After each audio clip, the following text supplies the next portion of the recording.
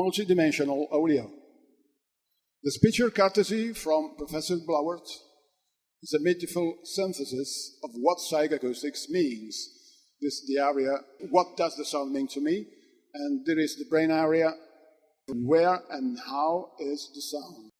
Asking for three questions. What is the source? Where is it? And how is it made?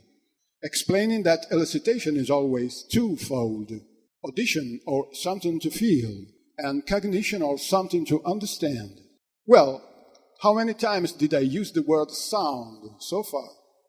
Never. At this point, you shouldn't be surprised if I say that sound, as people normally mean it, doesn't exist in nature, but in their mind only. It is the result of psychocognitive synthesis about mechanical stimulus. Each person has a synaptic layout and emotional memory that is unique, not shared with other human beings.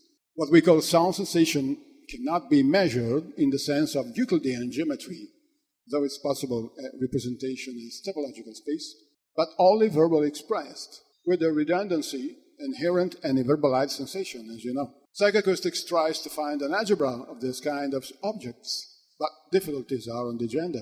Let's take a subject under test and see how psychoacoustics can generate paradoxes. Every human is unique. Every subject is human. Every subject is unique. Hinz und Kunz rate A1 an audio system, given both 100% preferences to all items. Best timbre, best dynamics, best front stage, best detail, best envelopment, and so on. Because elicitation is invariant, and they converge to the same rating, then Hinz und Kunz activate the same synapses path. Hinz und Kunz generate the same sound sensation, hence Hinz und Kunz must be the same test subject, thus invalidating the hypothesis that humans are unique. Of course, there is a mistake somewhere. Or better to say, there is a confusion between sense and meaning. Hinz and Kunz gave correctly each item a sense based on their unique experience. But communication is a shared language based on science to convey meaning. The problem rises when Hinz and Kunz pretend to use words as simulacra for sense. Words are necessarily quantized thought. And we know what's the trouble with quantized information. Eventually, psychoacoustics suffers a double pain, difficulties to verbalize sound sensations and difficulties to handle logic structures.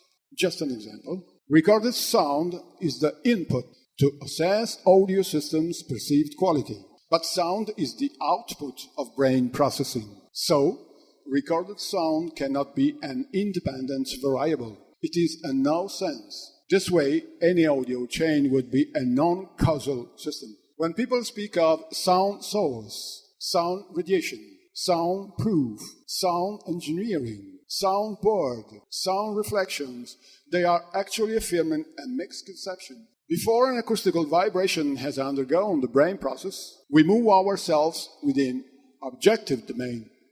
After leaving the processing area, the original stimulus becomes a real sound, and we move ourselves within subjective domain. Psychoacoustics is the bridge.